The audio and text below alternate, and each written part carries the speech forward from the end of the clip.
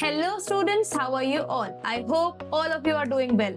आज हमारे साथ सक्सेस स्टोरी एपिसोड 1 में जुड़ चुके हैं काव्य शर्मा, जिन्होंने फर्स्ट अटेम्प्ट पर सीए इंटर दोनों ग्रुप्स एक बार में निकाले हैं। आइए काव्य शर्मा से जानते हैं उनकी जर्नी कैसी रही।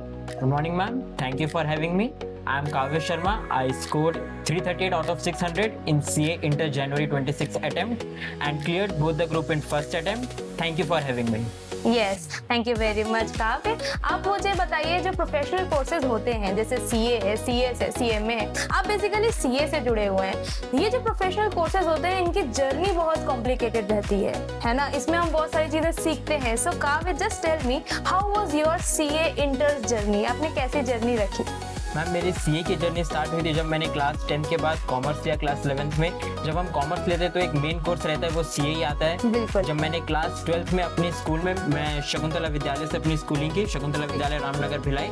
सो वहाँ पे कुछ सेमिनार्स हुए, वहाँ मुझे सीए के बारे में पता चला।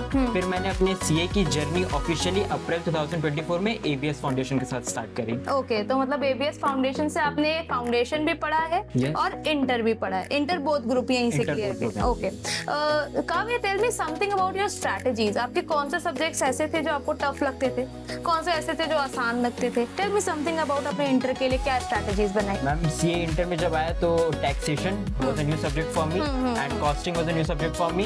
ये दोनों मुझे टफ लगते थे। अकाउंट्स तो फैमिलियर था क्योंकि क्लास 12 में भी अकाउंट्स रहता है, 11th में भी अकाउंट्स रहते हैं, और लॉ मेरे लिए ये ठीक था। बस टैक्सेशन और कॉस्टिंग के लिए मैंने अपने टीचर्स, टैक्सेशन के लिए भूषण सर एंड कॉस्टिंग के लिए अंकेश सर से कंटिन्यूअस बात रखा उनसे, और उन्होंने मेरे डाउट पे पूरे क्लियर किए। उनसे मैंने पूरी स्ट्रेटजी समझी। ओके, सो नोट्स वगैरह सब प्रोवाइड किए जाते थे क्लास में? ठीक, मतलब मेंटरशिप के साथ में क्लासेस भी रेगुलर करने से ऑटोमेटिकली आपको रिजल्ट्स देखने को मिले। बिल्कुल सही।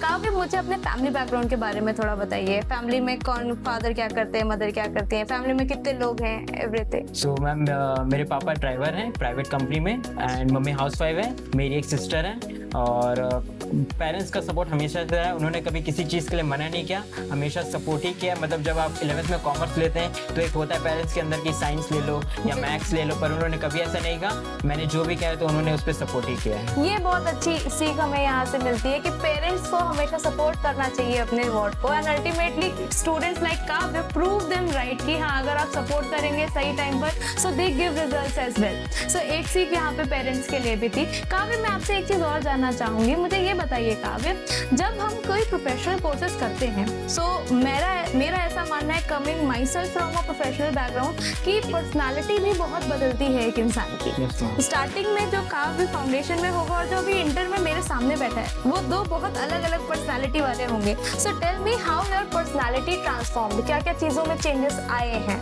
सो मैम, अगर आप क्लास 12th वाले काव्य से मिलते तो उसके अंदर थोड़ा डेडिकेशन की कमी होती, उसके अंदर थोड़ी पेशेंस की कमी होती। पर अगर आप आज एक सीए फाइनलिस्ट काव्य से मिल रहे हैं तो उसके अंदर अब डेडिकेशन आ चुका है, उसके अंदर अब एक पेशेंस भी आ चुका है। क्योंकि जब अगर आपको कभी कुछ अटेम्प्ट लग जाते हैं या अगर आपको कुछ चीज समझ में नहीं आ रहा है तो आपको बहुत पेशेंसली उससे डील करना पड़ता है। ये हम क्लास 11-12 में नहीं सीख पाते, तो ये प्रोफेशनल कोर्स हमें सिखाता है। थोड़ी मैच्योरिटी आ जाती है, थोड़ी पेशेंस आ जाती है। That's really nice, that's really nice.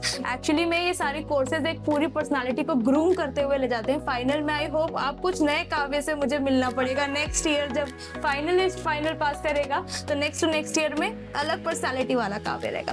काव्य, just tell me what are your next steps? अभी जैसे इंटर पास हो गया, अब आप आगे के लिए क्या प्लान कर रहे हैं? Ma'am, next my plan is to start my articleship, and in the journey of articleship firstly I will clear my SPOM exam SQM and then I will start preparing for my CA finals. Perfect, perfect. So आगे का road map भी आपके दिमाग में बिल्कुल clearly established है, पहले से ही इन्होंने हर चीजें डिसाइड कर रखी है already. Okay, so Kavya, it was really talking to you. Kavya, एक पावर टिप जो हम अपने एपिसोड्स में ऐड करेंगे, आप कोई एक पावर टिप मुझे दीजिए जो आप आगे आने वाले सीए इंटर के अपकमिंग स्टूडेंट्स के लिए देना चाहते हैं। मैं अपने जूनियर्स के लिए मैम यही कहना चाहूँगा कि भले ही वो कोई सा भी प्रोफेशनल कोर्स हो, सीए हो, सीएस हो, वो डिमांड करता है डेडिकेशन, पेशेंस और प्रिजर्वेंस। भले ही उनके पीछे 1000 लोग मेहनत कर ले, उनके पेरेंट्स मेहनत कर ले या टीचर्स मेहनत कर ले, जब तक बच्चे अपना 100% नहीं देंगे तो इस कोर्सेज में तो नहीं होने वाला। क्योंकि आपको अपना भी एक सेल्फ डिसिप्लिन रखना पड़ेगा इस कोर्सेज के लिए। So yes, it was very nice talking to you. Kavya ने लास्ट में एक पावरफुल टिप ये दी कि your dedication serves you the best. So that's it for today, thank you very much. Next video में आएंगे नई सक्सेस स्टोरीज के साथ।